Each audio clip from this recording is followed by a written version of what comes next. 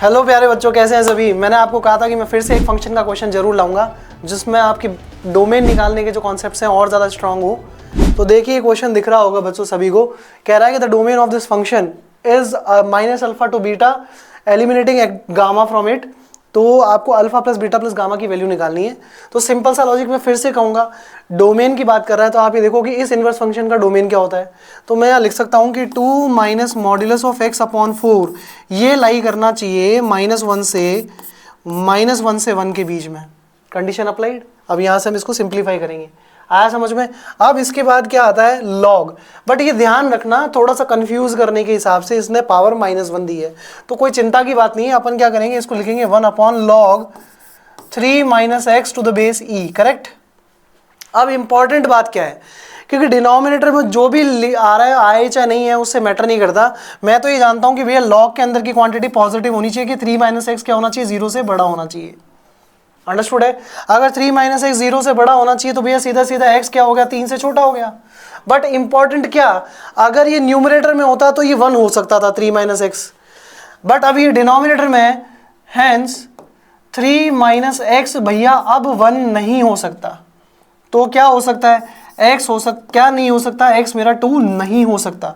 एक जो यहाँ से ब्रांच सोल्यूशन मिला वो मिला x बिलोंग्स टू -∞ से 3। अब इसमें से आपको क्या हटा देना है भैया, 2 हटा देना है। तो क्या सर यही आंसर आ गया है, नहीं आया, थोड़ा सा पेशेंस रखो। अब देखो हम इसको भी सॉल्व करेंगे। तो मैं इसको सबसे पहले क्रॉस मल्टीप्लाई कर देता हूं। तो -4 से 2 माइनस मॉड्यूलस एक्स 4, क्योंकि पॉजिटिव क्वांटिटी तो मल्टीप्लाई कर सकते हैं। बट अब मैं तीनों में माइनस से मल्टीप्लाई करूंगा तो इनइक्वालिटी के साइन चेंज हो जाएंगे। तो ये हो गया 4 greater than equal to modulus x -2 greater than equal to -4। Correct, ऐसे लिखूंगा। अब 2 तीनों में मैं 2 ऐड कर रहा हूं तो ये क्या हो जाएगा बच्चों, 4 + 2 greater than equal to modulus x -2 + 2 greater than equal to -4 + 2। क्या समझ में आया, ये समझ में आई बात सभी बच्चों को। अब देखना इसमें मैनिपुलेशंस के इफेक्ट क्या दिखने वाले हैं। ये हो गया 6 greater than equal to modulus x greater than equal to -2। आया समझ में। अब इंपॉर्टेंट देखो बच्चों, 6 इज, अब देखो सिंपल सा लॉजिक है, इसका तो कोई सेंस ही नहीं बनता क्योंकि मॉडुलस तो हमेशा 0 से, मॉडुलस एक्स तो हमेशा 0 से बड़ा ही होगा ना। तो इंपॉर्टेंट क्या है यहाँ से, इंपॉर्टेंट ये है कि मॉडुलस एक्स 6 से छोटा दे रखा है, 6 से ऐसे। तो इसको जब इनइक्वालिटी ओपन करेंगे तो ये रिजल्ट क्या बनेगा प्यारे बच्चों, ये बन जाएगा -6 से 6। अब देखो सोल्यूशन सेट में कॉमन पार्ट निकालने की बात कर रहे हैं। ये तो कह रहा है -6 से 6, वो कह रहा है 3 से छोटा।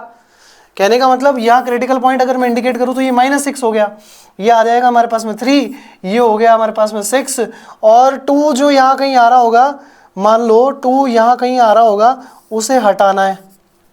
ठीक है, तो ये हो गया -6 से 6, और भाई साहब कह रहे हैं इस 3 को हटा के 3 से छोटा ये निकाल लो। तो क्या इन दोनों के बीच में ये कॉमन सोल्यूशन नहीं हो गया। अब इसका मतलब x किसको बिलोंग कर गया है, x बिलोंग कर गया भैया हमारा -6 से 3 ओपन इंटरवल, उसमें से भी 2 हटा दो। तो ये बताइए भैया हमने 2 हटा दिया, अल्फा कितना आ गया यहाँ से, अगर इन दोनों को कंपेयर करें तो अल्फा की वैल्यू 6 आ गई, क्योंकि वो माइनस अल्फा बोल रहा है ना, तो -अल्फा -6 के बराबर, तो अल्फा किसके बराबर, 6 के। अल्फा 6 हो गया, बीटा हमारा 3 हो गया, और गामा हमारा बच्चों 2 हो गया। तो alpha plus beta plus gamma का मतलब हो गया 6 + 3 + 2 coming out to be 11। I hope इस तरह के क्वेश्चंस की अंडरस्टैंडिंग अब आप लोगों को बनने लगी होगी। अभी तक के लिए थैंक यू सो मच, फिर मिलेंगे ऐसे ही और क्वेश्चंस के साथ। Thank you.